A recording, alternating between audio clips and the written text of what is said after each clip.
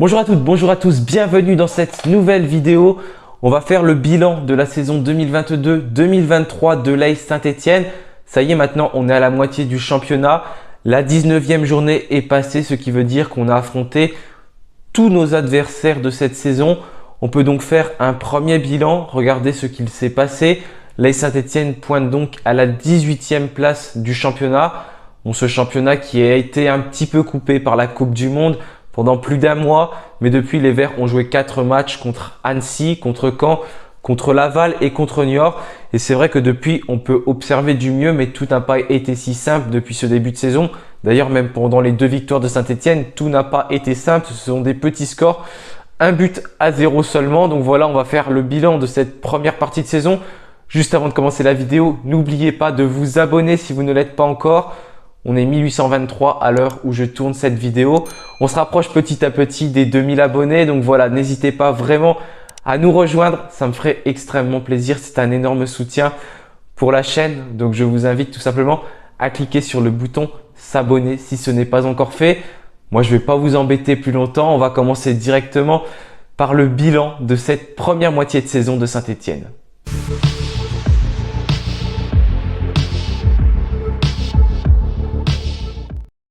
Alors tout d'abord, on va faire un point sur le classement. Les Verts qui sont partis, comme vous le savez, avec une différence de moins 3 points à cause des incidents qui se sont produits donc contre la JOCR pour le match qui déterminait si les Verts restaient en Ligue 1 ou alors si la JOCR montait en Ligue 1. Malheureusement, vous savez comment ça s'est passé. Les Verts sont donc descendus en Ligue 2. On est parti donc avec ce désavantage de moins 3 points qu'on a mis longtemps d'ailleurs à combler puisque à la 6e journée, les Verts sont enfin passés dans le positif avec 3 points. On avait 0 points à la 5e journée, mais véritablement, c'est à la 6e journée, après ce succès 5-0 contre Bastia, que les Verts sont parvenus à passer dans un score qui était donc positif. Un démarrage donc compliqué, 6 journées tout simplement pour se lancer. Saint-Étienne qui, en cette saison 2022-2023, se retrouvait donc en Ligue 2 pour la première fois depuis quasiment 20 ans. Et qu'est-ce qu'on peut constater? C'est tout simplement qu'on est pour le moment pas la meilleure défense de ce championnat. Ça, c'est une évidence. On est la pire défense du championnat de Ligue 2 avec 31 buts encaissés. Ce qui peut paraître vraiment énorme en 19 journées. Ça fait 1,5 buts par match. Donc, c'est quand même assez conséquent pour une équipe du prestige de Saint-Étienne dans ce championnat. Et même pour une équipe de ce championnat puisqu'on est quand même la pire défense de Ligue 2. Donc, ça montre vraiment des lacunes dans ce secteur à Saint-Étienne. On l'a vu durant toute cette saison, Saint-Étienne qui a été en difficulté sur ses rencontres, encaissant des buts d'entrée de jeu et courant très souvent après le score. On n'a jamais réussi à faire de clean sheet, mis à part durant les 5 rencontres qu'on a gagnées. En Ligue 2, c'est les seuls moments où Saint-Étienne n'a pas encaissé de buts. Sinon, à chaque rencontre, on a encaissé des buts. Il n'y a jamais eu 0-0, puisqu'on est aussi la 3e meilleure attaque de ce championnat.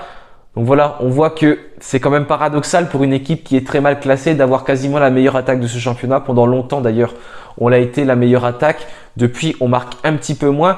Mais voilà, malgré notre mauvais positionnement dans ce championnat, on a un secteur qui marche plutôt bien, c'est le secteur offensif. C'est indéniable quand on voit qu'on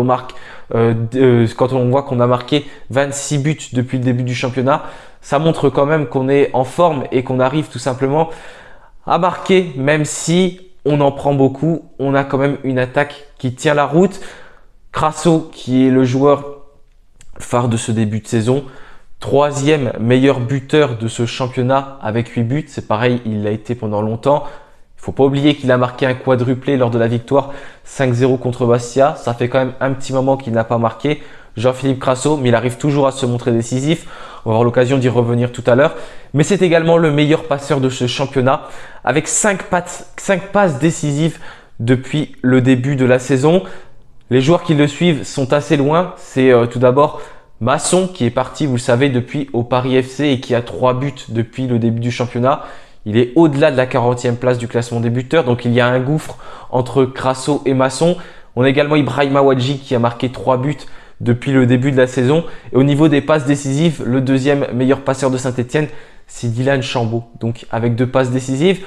Donc, on le voit au niveau du point sur le classement. Saint-Étienne qui est très mal positionné. Je pense que peu de personnes attendaient les Verts si mal classés en début de championnat. Moi, le premier, bien sûr. Je m'attendais pas à ce que les Verts remontent tout de suite, mais je nous voyais plutôt terminer aux alentours de la 5e, 10e position. En réalité, ces places ne sont pas très loin pour le moment, si on regarde. Mais il va falloir faire une bonne série tout simplement pour remonter. Mais je ne pensais pas que à ce moment-là de la compétition du championnat, au bout de 19 journées, Saint-Etienne allait se retrouver autant en difficulté à jouer le maintien en Ligue 2, à jouer tout simplement sa survie dans le football professionnel. Donc c'est un scénario qui est inquiétant, mais on a un avantage, j'ai envie de dire, par rapport à nos concurrents du maintien, c'est qu'on est capable de sortir un gros mercato hivernal, chose que je ne pensais pas qui allait être le cas. Bien sûr, je l'assume parce que je l'ai dit. Je ne pensais pas que Saint-Etienne allait réaliser un bon mercato hivernal. Et il faut dire pour le moment, c'est un très bon mercato avec des joueurs qui sont venus. Déjà, je ne pensais pas qu'on allait pouvoir mettre de tels salaires, payer des joueurs autant. Et ça, on a réussi à le faire. Mais ce que je regrette une nouvelle fois, c'est qu'on est toujours dans la réaction. On n'est jamais dans l'action. Cela, on aurait dû le faire durant le mercato estival. Après, qui nous dit que ces joueurs voulaient venir également durant le mercato estival? Mais voilà, c'est quelque chose qui m'étonne parce que pourquoi ils voudraient venir durant le mercato hivernal alors qu'on est très mal classé, alors qu'ils ne voulaient pas venir pendant le mercato estival. Et pour le moment, rien n'était joué. On partait avec moins 3 points de retard. Mais voilà, rien n'était fait. On pouvait toujours remonter, prétendre à faire quelque chose de bon. Mais après, ces joueurs aussi, ils avaient peut-être un autre projet ailleurs. Ils se rendent compte que ils n'ont tout simplement pas forcément été intégrés dans leurs projets respectifs, mis à part Gauthier Darseneur qui sortait une très bonne saison avec Valenciennes et qui est quand même venu se mettre dans un terrible bourbier à Saint-Etienne. Donc voilà pour le premier point sur le classement, sur la globalité du début de championnat de Saint-Etienne. Maintenant, je vous propose de passer à la deuxième partie de cette vidéo. On va revenir un petit peu sur la prestation des Verts durant les 19 matchs de cette saison.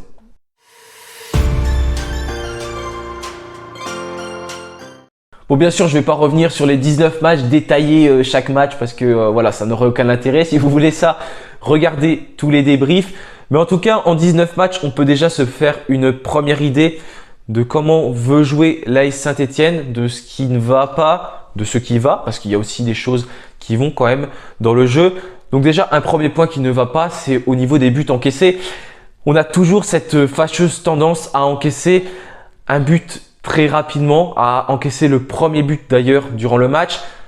Les 5 premiers matchs de Saint-Etienne, à chaque fois, on a encaissé le premier but. La seule fois où on a marqué en premier, c'était contre Bastia, quand on s'est imposé 5-0 à domicile, donc lors de la 6e journée. Donc voilà, déjà quand on démarre et on court après le score, c'est tout de suite plus difficile d'aller chercher une victoire. Voilà, de tout simplement de s'imposer, de prendre une option, parce que quand on prend un but, forcément pour gagner, il faut en marquer 2 derrière, ou plus si on en reprend un autre derrière, je vous apprends rien.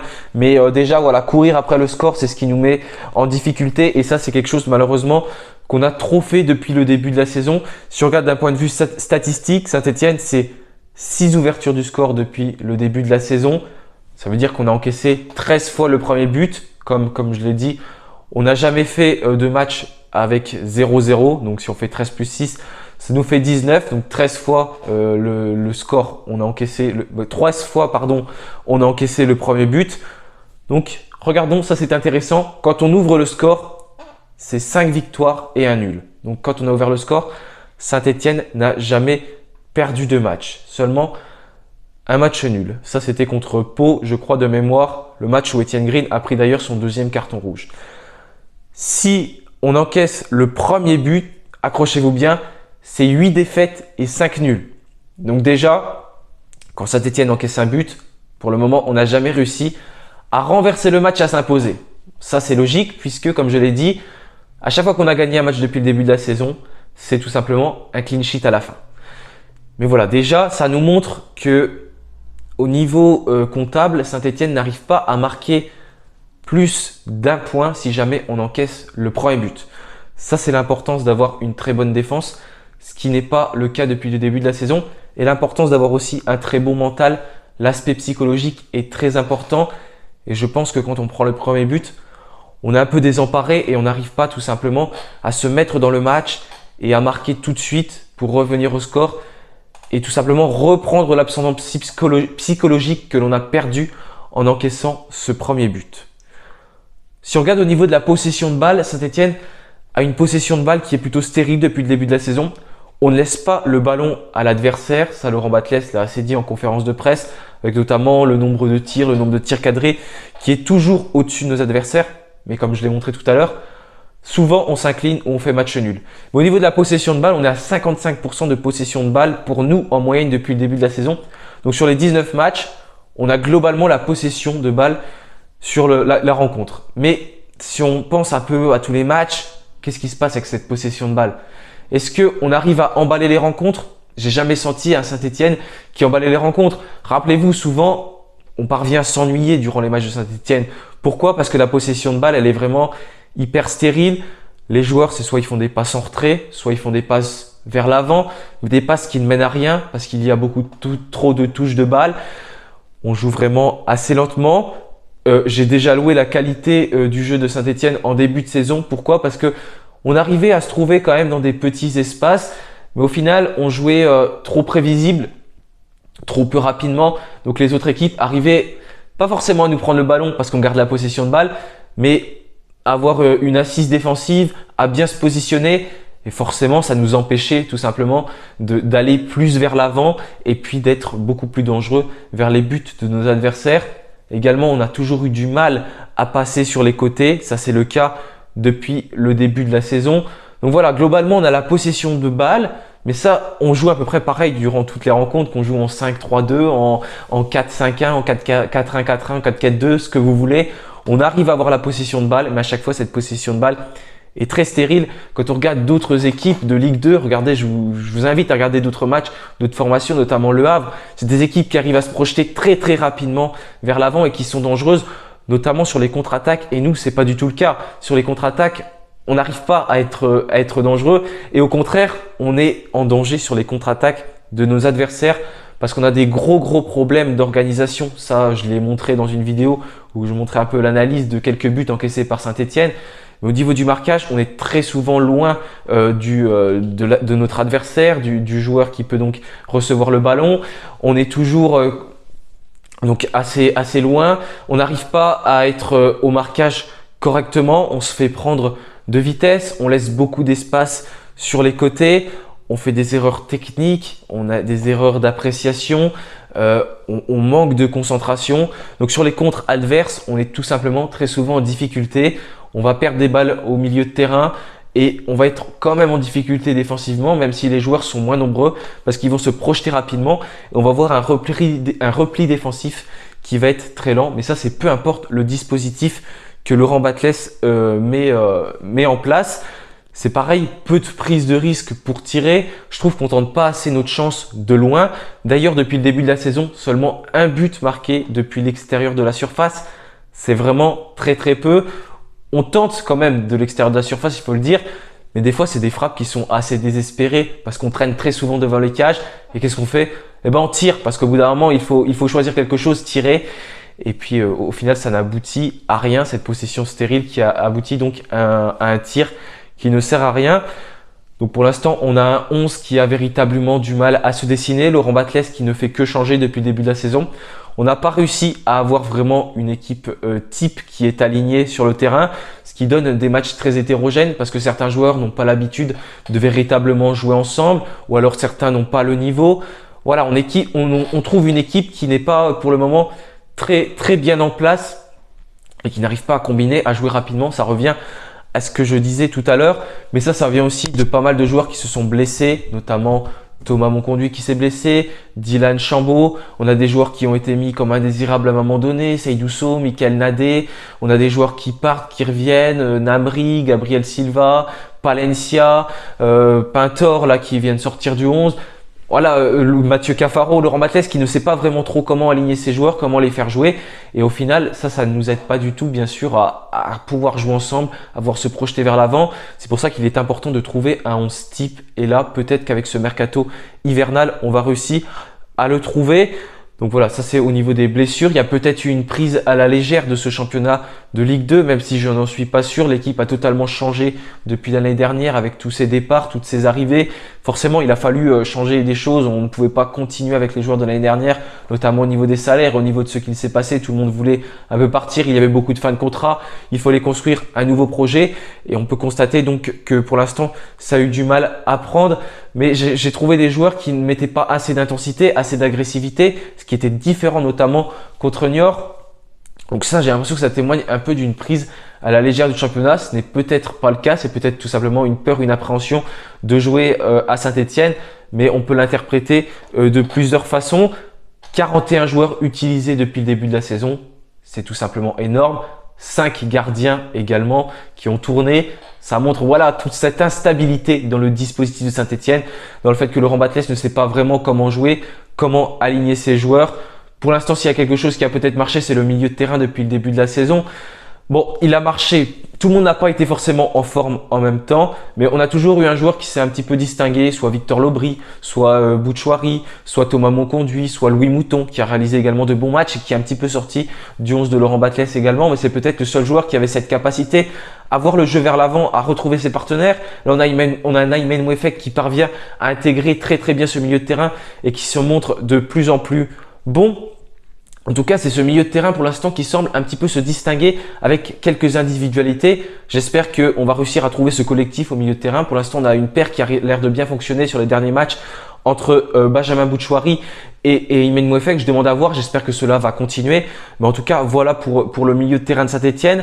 Des erreurs techniques également, les centres, les coups de pied arrêtés qui sont très mal tirés. Depuis le début de la saison, on a marqué seulement un but de la tête, mais ça je pense que vous le voyez depuis le début de la saison. On n'a pas un joueur qui arrive véritablement à centrer, que ce soit Masson avant, Pintor, j'en parle même pas. Léo Petro, malheureusement, qui n'arrive pas à centrer correctement, mais il a un profil quand même qui est plus défensif et ses centres passent très souvent au-dessus des cages et filent ailleurs. Pour le moment, j'ai pas réussi à avoir un joueur qui centre très bien. On avait dit qu'Apia arrivait à le faire, mais pour le moment, sur ces rencontres, ils n'ont pas été vraiment top. Les centres de Denis Apia. On peut penser également qu'on a une Crasso-dépendance parce que Crasso, quand il n'est pas là, on n'y arrive tout simplement pas. Quand il est là, il met un petit peu de feu et c'est lui qui met du dynamisme dans cette équipe. Un exemple tout simple, contre Laval, regardez, on n'arrive rien à faire. Wadji sort, Crasso rentre. Qu'est-ce qui se passe? Ça met le feu dans la défense parce que il est technique, il arrive à aller vite. Voilà, c'est un joueur qui arrive à éliminer ses adversaires en un contre un. Attention, il n'a pas que des qualités. Contre Niort notamment, je trouve qu'il dribble beaucoup trop. Il pourrait trouver ses partenaires bien avant, tirer avant. Ça nous enlève également des occasions de but. Mais c'est quand même un joueur qui est techniquement au-dessus du lot. Et ça fait plaisir à voir. C'est ce genre de joueur-là qu'il faut. J'espère qu'il va être impliqué jusqu'à la fin de la saison si on veut réussir à se maintenir tout simplement en Ligue 2 parce que ça passera par des joueurs comme ceux-là. Ensuite, on a un nombre incalculable de cartons qui ont été pris. Ça, je pense que vous avez pu le constater. Malheureusement, Saint-Étienne est, je crois, l'équipe qui a pris le plus de cartons rouges depuis le début de la saison. Ça fait un moment qu'on n'en a pas pris. On va prier pour que ça continue. Mais en tout cas, on a très vite tendance à sortir de nos matchs et ça c'est une mauvaise chose parce que voilà, c'est pareil, ça vient aussi du fait qu'on encaisse le premier but, on joue toujours malheureusement avec la peur de perdre derrière et ça met comment dire, une mauvaise ambiance dans l'équipe et ça nous aide pas tout simplement pour être bien dans le match, pour rester très serein et petit à petit plus le temps avance, plus on perd de la sérénité et on se met en difficulté et on commet des fautes et ça c'est logique, on est une des équipes qui commet le plus de fautes mais également une des équipes qui en subit le plus d'ailleurs dans ce championnat. Maintenant, on va parler rapidement du dispositif que met en place Laurent Batles parce que ce dispositif, il a vraiment tendance à changer.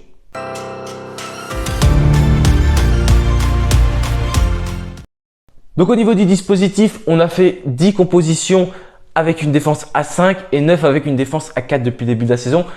Donc ça a pas mal changé quand même parce que même quand c'était à 4, on avait des 4-1-4-1, 4-3-3, 4-4-2, à 5, 3-4-3, 3-5-2. On a vu pas mal de dispositifs de la part de Laurent Batles.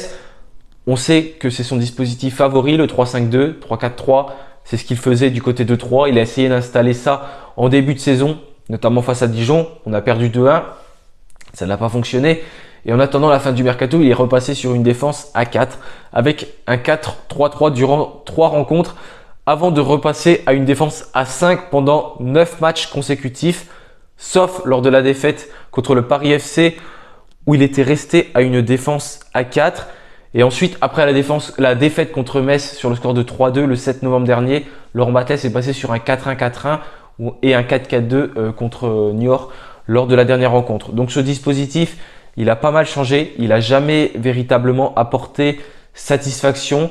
Il a toujours loué qu'il y avait des problèmes au niveau des pistons, il n'a jamais été satisfait notamment de Pintor, de Masson, de Palencia, de Gabriel Silva. Peu importe les pistons sur les côtés, ça n'a jamais fonctionné. Beaucoup d'erreurs défensives, Beaucoup d'erreurs offensives également avec des centres qui sont très ratés, qui étaient pas mal ratés. Ça, Laurent Batles, il s'en est toujours plaint. Il a toujours dit qu'il voulait des pistons, mais il s'est quand même entêté pendant très très longtemps avec ce dispositif en 3-5-2. Ça, c'est une des choses qu'on peut lui reprocher. Après, il est passé donc avec cette défense à 4. Une défense qui a des difficultés à jouer ensemble, peu importe le dispositif, que l'on soit à 3, que l'on soit à 4. Le nombre de buts encaissés depuis le début de la saison est tout simplement énorme de la part de Saint-Étienne. Mais ce qu'on se rend compte, c'est que tout simplement ça marche mieux depuis, depuis que le mercato hivernal a débuté avec un renfort, notamment Denis Sapieha qui est arrivé et qui arrive à défendre. Gauthier Larsonneur qui est également peut-être plus rassurant au cage, mais attention, que ce soit contre Niort ou contre Laval, c'est des équipes qui ne se sont pas montrées très très dangereuses offensivement. Donc forcément pour nous c'est tout de suite beaucoup plus facile de défendre. Donc pour le moment le vrai schéma n'a jamais été trouvé. On peut imaginer que ça va peut-être être un 4-1-4-1, c'est ce qui a l'air de se dessiner, ou un 4-4-2. Mais Laurent Batles n'a pas fermé la porte à revenir en 3. Il y a à 3 derrière, à 5 en fait. Il y a quelques semaines en conférence de presse, suivant le mercato qui s'opère.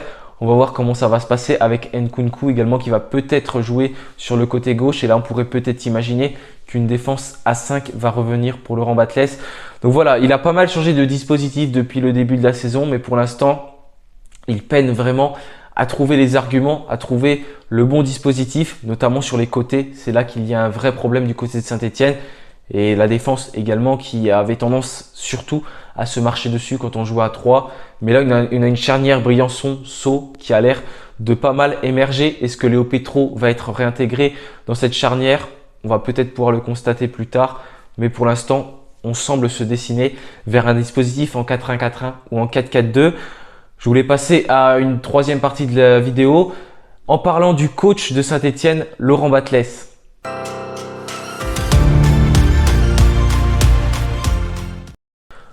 Donc Laurent Batles, il a succédé à Pascal Duprat. C'était très très difficile pour lui. Il est arrivé dans un club qui venait de descendre en Ligue 2. Lui qui a joué à Saint-Étienne pendant un moment. Il avait pour objectif forcément de nous remonter, un objectif qui doit se dessiner sur des saisons, mais pour l'instant c'est très compliqué pour Laurent Batles. Une remise en question d'ailleurs qui est difficile pour Laurent Batles au niveau de ses choix sur le terrain. On voit qu'il a des joueurs qu'il a du mal à enlever de ce dispositif. Je pense à Lenny Pintor qui est sorti dernièrement, qui n'était même pas dans le groupe contre Niort, mais il met du temps à enlever ces joueurs-là. Pareil, Jimmy Giraudon qui était le joueur qui avait le plus de minutes sous le maillot vert avant que Jean-Philippe Crasso prenne le relais lors de la dernière rencontre. Mais Jimmy Giraudon est toujours le deuxième joueur avec le plus de minutes sous le maillot stéphanois depuis le début de la saison. Dylan Chambaud, avec le joueur avec qui il a du mal à se séparer également. Et il le faisait beaucoup jouer sur un côté. Un côté, c'est pas l'endroit où il doit jouer. Dylan Chambaud, c'est toujours là qu'il a été en difficulté. Il était totalement perdu. Il ne servait à rien sur le terrain. Il était beaucoup mieux dans l'axe, dans le centre du jeu. Mais Laurent Batles, c'est pareil. Il a eu du mal à le voir. On l'a pas vu lors du dernier match, je crois, Dylan Chambaud. On l'a seulement vu entrer en jeu contre Laval. Donc voilà, des choix difficiles pour Laurent Batles. À chaque fois, se séparer d'un joueur comme ça qu'il a fait venir durant le mercato estival. Eh bien, il a du mal à le faire et ça, c'est des choses qui nous ont peut-être également pénalisé depuis le début de la saison. Durant les matchs, ces changements sont toujours très tardifs. Je trouve que c'est des changements, c'est pareil, c'est un peu comme le mercato, on est plus dans la réaction que dans l'action. Il attend qu'il se passe quelque chose avant de changer. On peut reparler de Crasso qui est rentré très tard contre Laval, mais souvent, voilà, il attend une bonne partie de la deuxième mi-temps avant de faire rentrer du 109, ses premiers joueurs, pour tout simplement redynamiser l'équipe qui piétine depuis un moment malgré quelle est la possession de balle globalement durant la rencontre. Est-ce que le discours passe? C'est quelque chose qu'on peut également se demander, notamment au niveau de la motivation des joueurs. Je trouve qu'ils ne mettent pas de hargne sur le terrain, comme je l'ai dit tout à l'heure. Également en conférence de presse, on sent des fois un Laurent Batles un peu dépité, qui ne sait pas vraiment comment répondre. Et voilà, qui peine à trouver les arguments, les mots nécessaires tout simplement, qui maintient quand même la confiance en ses joueurs. Il dit que les joueurs ont toutes les solutions, mais qui n'arrivent pas à le mettre en place durant les matchs. Voilà, il ne sait plus vraiment quoi faire. On sent un Laurent Batles désemparé. Il a parlé plusieurs fois notamment des Pistons, qu'il voulait recruter d'autres joueurs. Voilà, il était pas mal quand même sur la défensive. Et peut-être qu'avec ces 2 victoires, ça va lui permettre tout simplement d'avoir un reboost, de se rebooster et tout simplement de pouvoir repartir de l'avant. Voilà, je pense que Voilà, je pense que le fait de changer de coach n'est pas une priorité. Beaucoup, je sais, veulent changer de coach. Ils auraient voulu un déclic. Pour eux, c'était un déclic. Mais on enchaîne les coachs depuis pas mal de saisons. Est-ce que ça sert à quelque chose? Je n'en ai pas la certitude. Le problème vient plutôt de beaucoup plus haut. Ça, on le sait tous au niveau de la direction. Et puis après, peu importe, j'ai envie de dire le coach, les joueurs, il faut qu'ils se bougent sur le terrain, qu'ils mettent un peu plus de hargne, d'impact. On le voit quand ils en mettent, ils y arrivent tout simplement. Donc pour moi, ce n'était pas une des priorités d'aller chercher un nouveau coach. Et pour reconstruire sur quel projet, sachant que Laurent Batles a fait venir ses joueurs au mercato estival. Est-ce que c'est les joueurs qu'un autre coach désirait? Je n'en suis pas sûr. Et si ça se passe mal avec la direction, c'est pas ça qui va changer grand chose. En tout cas, pour moi, maintenant, c'est beaucoup trop tard pour changer de coach. Et je pense que comme on a gagné 2 matchs consécutifs, la question ne se pose plus. Donc maintenant, on va passer à la dernière partie de cette vidéo. Je voudrais tout simplement revenir sur l'aspect psychologique.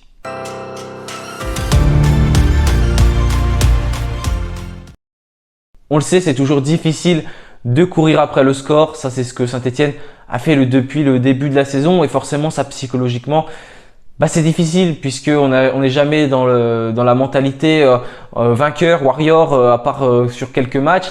Et quand c'est le cas, les joueurs ont tendance à s'énerver, à sortir du match, à prendre des cartons.